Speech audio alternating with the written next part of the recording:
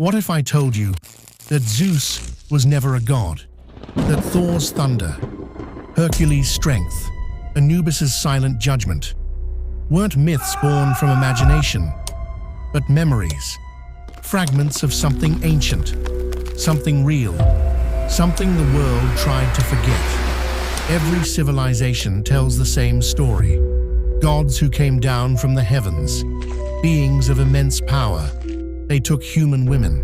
They birthed giants, demigods, heroes, monsters. The Greeks called them titans. The Norse called them Jotnar. The Egyptians carved them into temple walls. But the Bible calls them something else. The Nephilim, in Genesis 6, before the flood. The sons of God saw that the daughters of men were beautiful, and they took them as wives. The Nephilim were on the earth in those days, not gods, not legends, but the offspring of heavenly beings and human women, giants, warriors of renown, men of old. So what if mythology isn't fiction, but distorted history? What if the gods humanity worshipped were the Nephilim, and the flood wasn't just judgment, but a reset?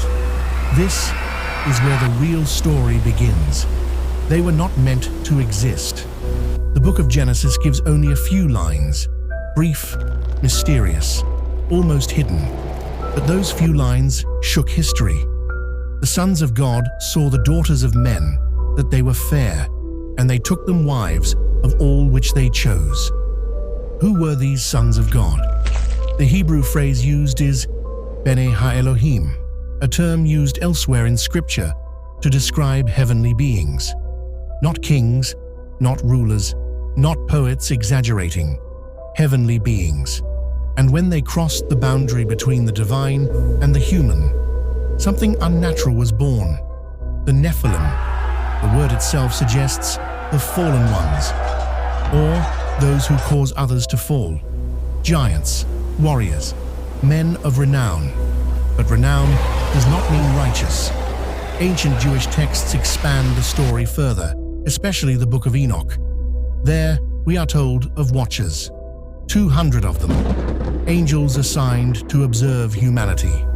But instead, they rebelled, led by a figure named Semjaza. They descended upon Mount Hermon. They made a pact.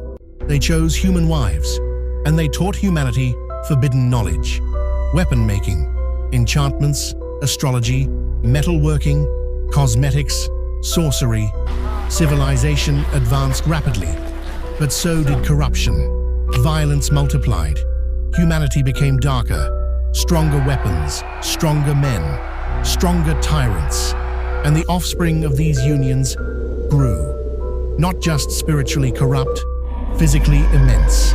Ancient sources describe them as towering beings, massive, devouring entire harvests.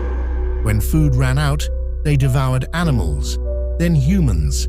Whether exaggerated or literal, the pattern is clear. They were not protectors. They were conquerors.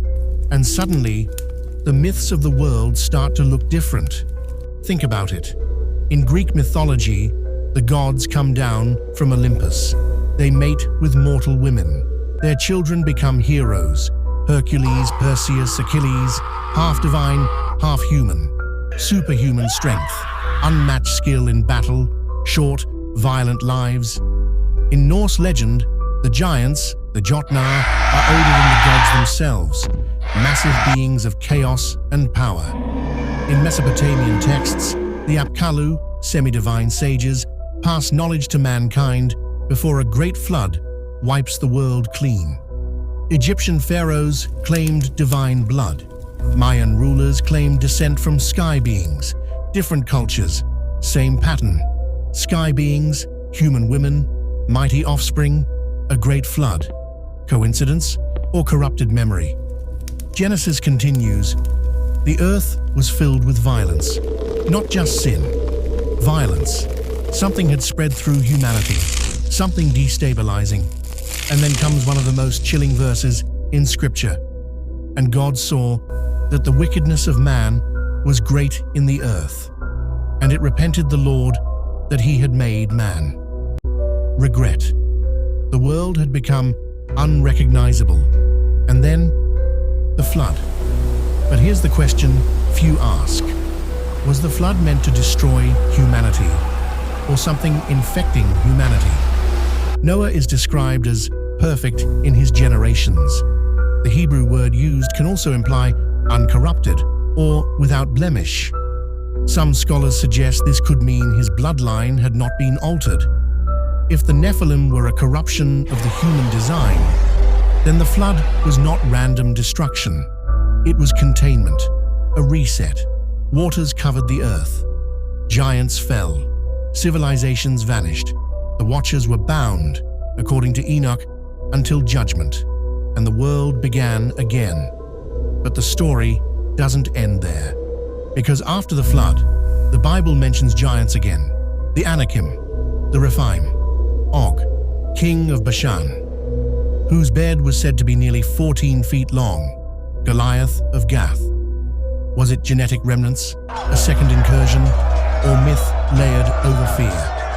Whatever the case, the fear of giants never disappeared. Every continent carries the memory. Native American legends speak of red-haired giants. Irish folklore tells of the Fomorians.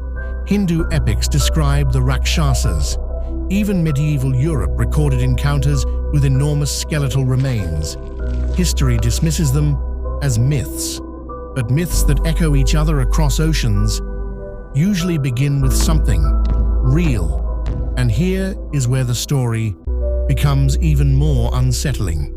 If the Nephilim were hybrids, beings born from rebellion, then their existence represents more than ancient monsters. It represents a war, not between nations, but between realms, a war over humanity. Because if humanity could be corrupted at its source, if its very design could be altered, then the promise of redemption would be threatened. Some theologians suggest the rebellion of Genesis 6 was an attempt to prevent a future prophecy, the prophecy of a coming deliverer, a seed of the woman, a Messiah. If humanity became genetically compromised, the line would be broken. The plan would fail. Was this the true objective? And if so, why does the fascination with hybrids, transhumanism, and genetic alteration reappear in our modern age? Is history circling back, or are we simply repeating patterns we don't fully understand? The Nephilim stand at the crossroads of theology, mythology, and mystery. Too strange to ignore, too brief in scripture to fully explain. Were Zeus and Thor simply exaggerated memories of ancient tyrants? Were demigods corrupted echoes of a darker origin? Or is the Nephilim narrative symbolic, representing humanity's attempt to become like gods? One thing is certain. Before the flood, something happened, something that fractured the boundary between heaven and earth. And whatever it was, it left fingerprints on every civilization that followed. Then the real question is not whether the Nephilim existed. The real question is, could it happen again?